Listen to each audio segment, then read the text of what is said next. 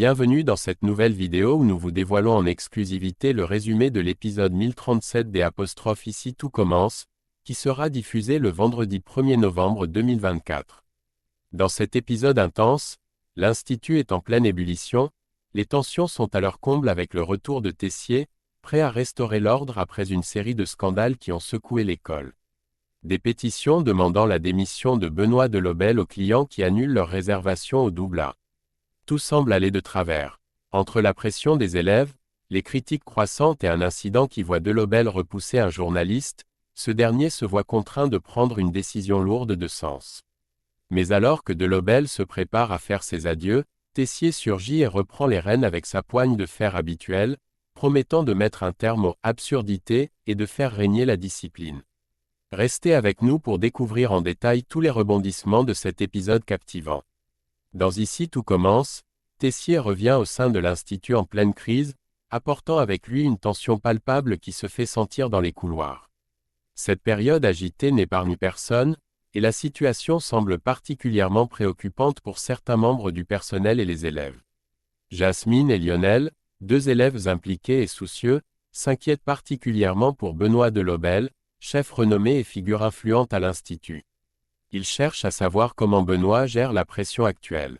Conscient de l'agitation autour de lui, Benoît rassure Jasmine et Lionel en leur expliquant qu'il est bien au courant de son tempérament parfois explosif, ce qui le rend parfois difficile à approcher. Cependant, il insiste fermement, malgré son caractère sanguin, il n'a jamais été une personne violente. Il fait preuve de résilience, ajoutant qu'il a déjà affronté des situations bien plus éprouvantes et qu'il est convaincu de pouvoir s'en sortir ici aussi, peu importe les obstacles. Toutefois, sa détermination à comprendre la source des récents bouleversements reste intacte, et il exprime clairement sa volonté de découvrir l'identité exacte du nouvel administrateur qui a pris ses fonctions à l'Institut, un individu qui pourrait être lié aux récents troubles. Pendant ce temps, Hortense se concentre sur les cours qu'elle dispense, abordant des bases fondamentales mais exigeantes pour les élèves. Elle a décidé de leur enseigner les principes de l'esthétisme, une notion clé dans le domaine de la gastronomie, où la présentation des plats est aussi importante que leur goût.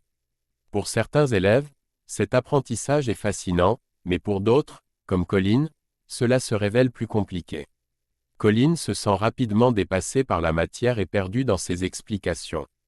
Doutant de ses compétences pour maîtriser ce sujet complexe. Son incertitude la rend anxieuse, et elle craint de ne pas être à la hauteur.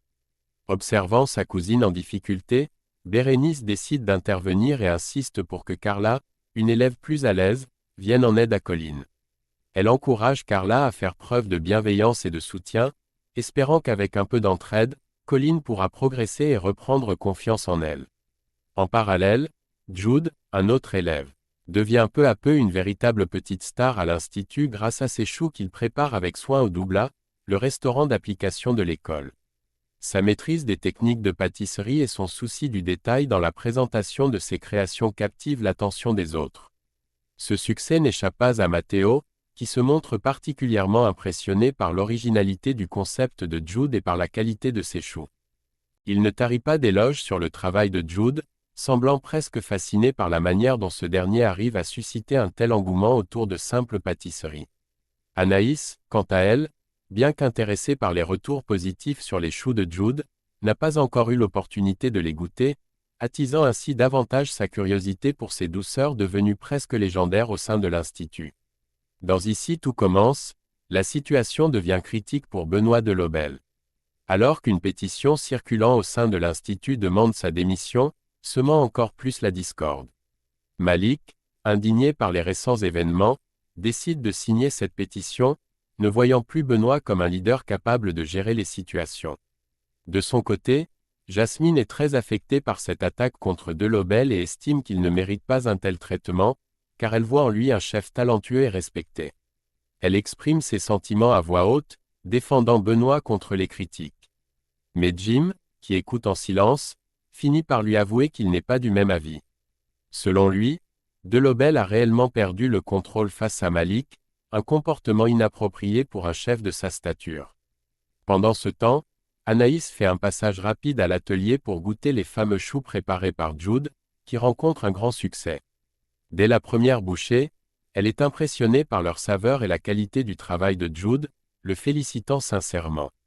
Bien que son passage soit bref, Anaïs semble visiblement troublée par quelque chose, ce qui n'échappe pas aux autres élèves qui se demandent ce qui pourrait la préoccuper. La réputation de l'Institut commence également à en souffrir, impactant directement le restaurant double à des clients, influencés par les controverses autour de l'établissement, annulent leurs réservations, évoquant leur désaccord avec les méthodes de l'école. La situation empire lorsque le compte officiel de l'Institut sur les réseaux sociaux est piraté, diffusant des messages compromettants. De plus, un tag diffamatoire apparaît sur un mur, ajoutant à la confusion et ternissant davantage l'image de l'école. De Lobel, submergé par la pression, peine à gérer l'ensemble de ces crises simultanées. C'est alors qu'Antoine, conscient de la gravité de la situation, décide de prendre les choses en main. Il contacte rapidement le webmaster pour qu'il intervienne et restaure la sécurité du compte en ligne. En parallèle, Antoine prévoit de réunir un conseil pédagogique d'urgence afin de discuter des mesures à prendre pour restaurer l'ordre et protéger la réputation de l'Institut. Dans Ici tout commence, la situation devient encore plus tendue à l'Institut lorsqu'un reporter local fait irruption, bien décidé à obtenir des informations directes auprès des élèves sur les récentes controverses entourant l'établissement et Benoît de Lobel. Sans perdre de temps, il commence à poser des questions aux étudiants, espérant recueillir des témoignages qui pourront nourrir son reportage. Cependant, de Lobel, irrité par cette intrusion et visiblement sur les nerfs, intervient pour demander aux journalistes de quitter les lieux. La situation dégénère lorsque le reporter, insistant, pose une main sur le bras de Delobel pour attirer son attention. Ce geste déclenche une vive réaction chez Delobel, qui, excédé, le repousse brusquement. La poussée est suffisamment forte pour que le journaliste perde l'équilibre et tombe au sol, laissant les élèves choqués par cette scène de violence inattendue de la part de leur chef.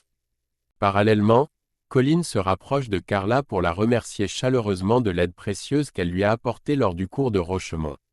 Colline, qui a des difficultés à percevoir les subtilités du goût et de l'esthétisme dans les plats, souhaite aller plus loin dans son apprentissage. Elle exprime son envie que Carla devienne son coach en dressage, espérant ainsi perfectionner sa technique et son palais, afin de mieux évaluer si une préparation est équilibrée ou non. Carla accepte volontiers de l'aider, mais impose une condition stricte: aucun sujet personnel ne devra être abordé, notamment tout ce qui concerne Rose et la mère de Colline. Carla souhaite garder leur relation purement professionnelle, sans que des sujets délicats viennent interférer dans cette dynamique d'apprentissage. Lors d'une réunion de crise à l'Institut, Benoît de Lobel, visiblement accablé par les récents événements, exprime son sentiment d'avoir failli à ses responsabilités en tant que directeur. Face à Clotilde, Olivia, Antoine et Stanislas, il avoue qu'il ne se sent plus capable d'assumer son rôle et annonce sa décision de démissionner.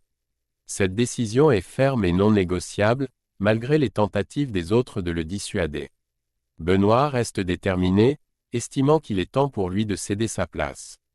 Antoine, avec compréhension et respect, accepte de prendre le relais et assure à Benoît qu'il a accompli un travail exceptionnel durant son temps à l'Institut, reconnaissant les efforts et les contributions de Delobel malgré les difficultés.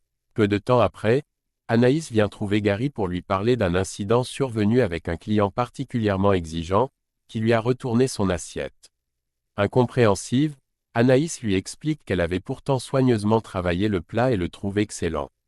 Elle ne comprend donc pas la raison de cette insatisfaction et commence à se poser des questions.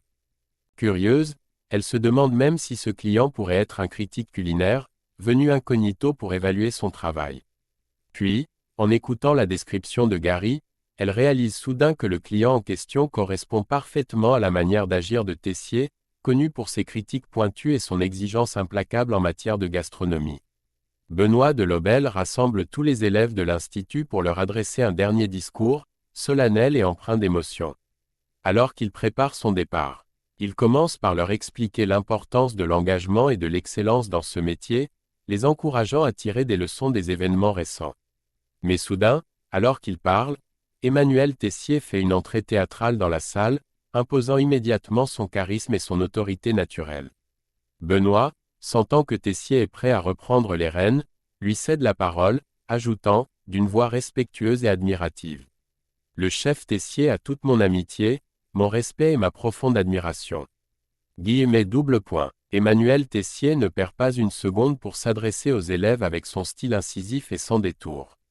Il déclare d'un ton ferme que toutes les absurdités récentes, comme les montages vidéos amateurs, les tags désobligeants sur les murs de l'Institut et les pétitions irrespectueuses, appartiennent désormais au passé.